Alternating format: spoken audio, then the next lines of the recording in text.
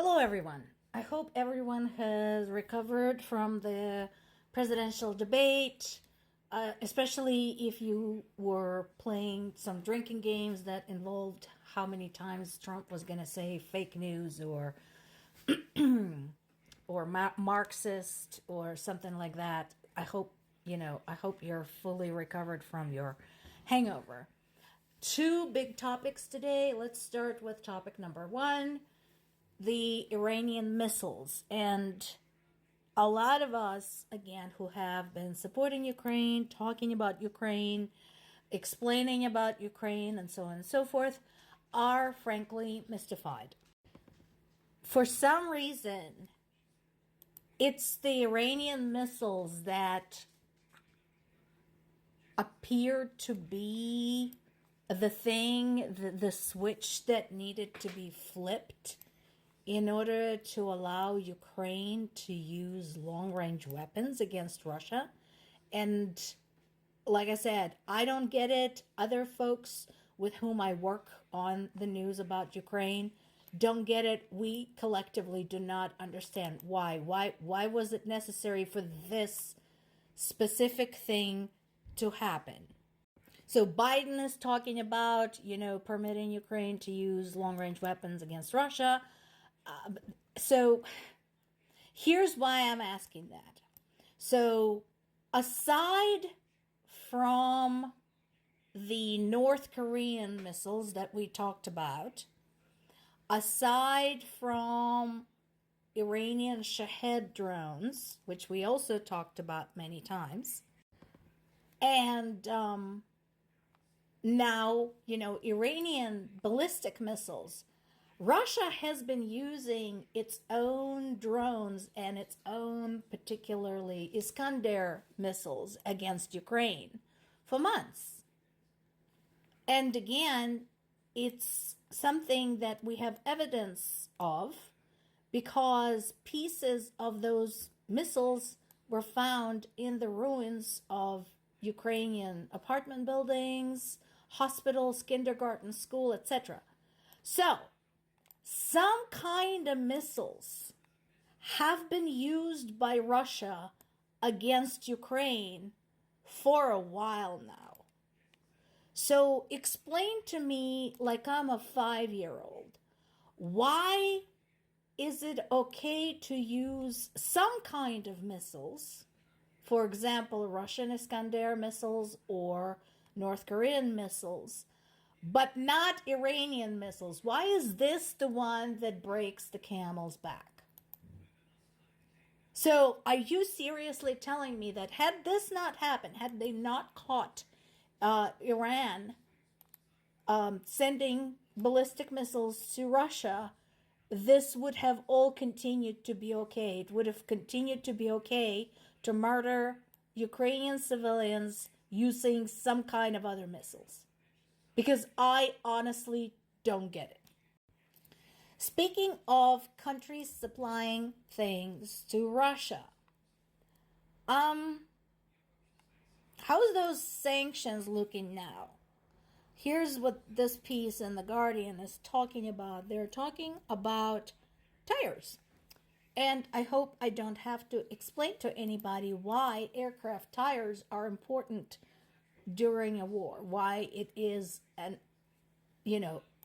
very vital and necessary military supply. You get that, right? Okay, good. Because apparently we had French and Britain's Michelin and Dunlop tires imported into Russia last year via intermediaries, despite the fact that Russia is under sanctions. So these things were produced by companies with headquarters in France and Britain, in the US and Japan, and yet, despite the fact that we have sanctions in place, that we have bans in place, and so on and so forth, Russia continues to benefit from the products produced by those companies somehow. What we know now is likely the suppliers are China, Turkey, United Arab Emirates, Saudi Arabia, and some Central Asian countries. I'd like to remind everybody that Turkey, among other things, is a NATO member. So again, we talked about this. How about it, NATO? You refuse to accept Ukraine until the war ends, and nobody knows when that's going to be. But here's your very own member, Turkey, is flagrantly violating your very own principles, playing footsie with Russia, and you're okay with that?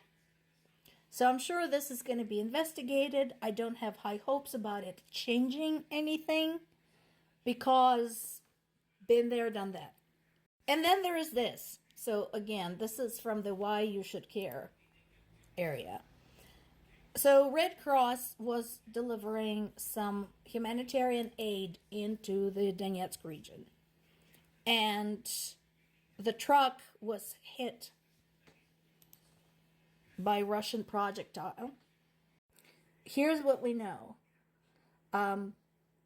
The aid was being delivered to the battered and beaten Donetsk region, where it is very much needed, badly needed. So heavy shelling has been a thing in that region for a long time. And the Red Cross truck got hit. No surprise there. In addition to those who were killed, there were some staff members who were injured. Again, no surprise. Here is, however, something remarkable. You would think, these were peaceful workers, right? They were Red Cross workers. This is a charity organization, a medical organization. You would think, right? The world would be outraged. Let me show you something. This is the statement released by International Red Cross. And what I find so remarkable about this is how they're wording what has happened. 3 staff members were killed after shelling hit the site. 2 additional staff members were wounded. Notice, at no point do they lay the blame at the door of the people who actually did it. At no point do they say, our staff members were killed and more were wounded because Russia was shelling a civilian area. No, they're saying somebody was killed, somebody was wounded, like it just happened. Miraculously somebody was hurt. Really, Red Cross? Really? Are you really that sold out? Shame on you. These are not Ukrainians. If you don't give a shit about Ukrainians, fine. But these are your own people who were there doing what you're supposed to be doing, providing aid without bias. And yet, you don't even dare to turn to somebody who is directly responsible for this. Shame on you.